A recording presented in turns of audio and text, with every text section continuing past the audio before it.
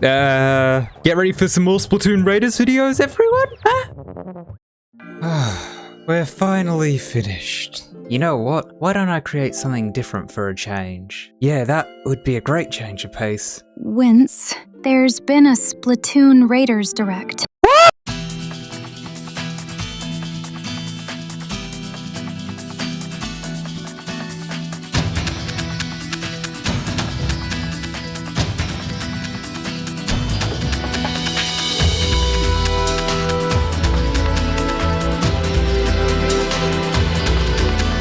We finally got it, the direct. But we're in a bit of a rush, you know, with the game coming out tomorrow. So, without further ado, let's get into this, shall we?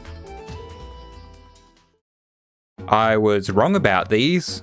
Guess what? The text boxes are back. Yay! However, they have been implemented a tad bit differently to I was imagining that they would have been. It looks like both these stars can be used for both the gameplay and cutscenes, along with this new one, which sits off to the side of the screen. I say it fits in quite well, to be honest. And I've just realized, we can't seem to make these videos without talking about the text boxes. Goodbye, King Salmonids. Hello, Mythic Salmonids. So, was this meant to be shown? I mean, it wasn't edited out in that totally live gameplay. Anyway, on the screen we can see some of the Salmonids listed. But there's one thing that you've probably noticed from this screenshot. There's no King Salmonids listed here. Instead, there's this new type of Salmonid, the Mythic Salmonids. Only one is listed here, so I do hope there's more of them, and we don't get something like a repeat of what happened with Side Order. You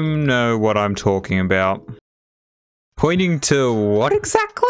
So, does anyone know what these compasses are for? Cause I have no idea. As we know from Salmon Run, when Salmonids, or the events that bring them close to the Inkling Society, seem to affect the magnetic waves in the area, or something like that. For those who are wondering, yes, this is why you can't super jump to your teammates in Salmon Runs or the big runs. So, I really question what these are for. I mean, I don't think they'll serve too much of a purpose if the magnetic fields are messed up, which looking at them seems to be the case. What are the dungeons? This menu. We still have no idea what the dungeons menu does, or even is for that matter. I'm also kind of curious because Nintendo hasn't talked or shown off anything about this in any of the trailers or direct. What are you for? Wrong voices. Whilst I wasn't the one to point this out, I'm still gonna put this here. But in this scene, Fry seems to be using Shiver's voice lines.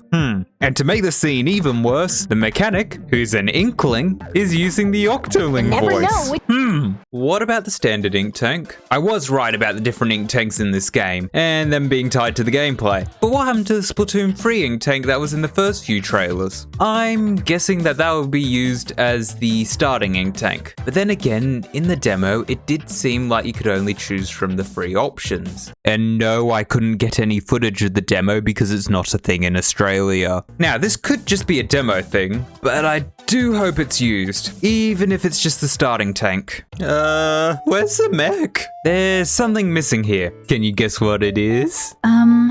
Wince, I think they know. Yeah, the title. There's no signs of the mech anywhere. We do know from this little thingy that Big Man's supposed to be the one who's piloting it, but is nowhere to be seen. I wonder why. This is most likely just for the direct. That way we can see what each ink tank can do, without anything getting in the way. We'll let you off the hook for now, big man.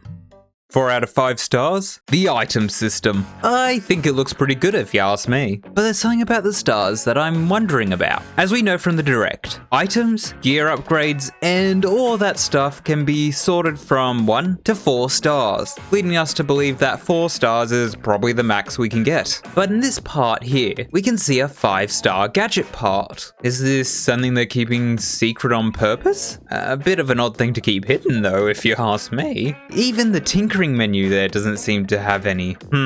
My best guess is that it could be a late game item or an unlock. I mean, that's the best explanation I can come up with, at least. More scrolls? You want cheese or Vegemite flavored? Once again, we're collecting more scrolls. Wow, that'll make this the 4th game in a row collecting these things. Anyway, that's not the thing I want to talk about here. Instead, I want to point out these different icons at the top of the screen. Looks like we've got the normal ones to collect, as usual. But then there's these 2 other icons here. There's this one with a magnifying glass on it, and deep cuts icon. I wonder what they're for. Speed is power, I guess. As the director pointed out, if you're able to level up your ink tanks enough, you'll be able to unlock some special abilities, like the power ink tank, to allow you to use 3 gadgets at once. But isn't that a speed gadget? Why is a power tank using a speed tank gadget? Is that allowed? Maybe it's a bug or just something you can do if you level up the tank enough? Well, I guess that's something we'll find out soon.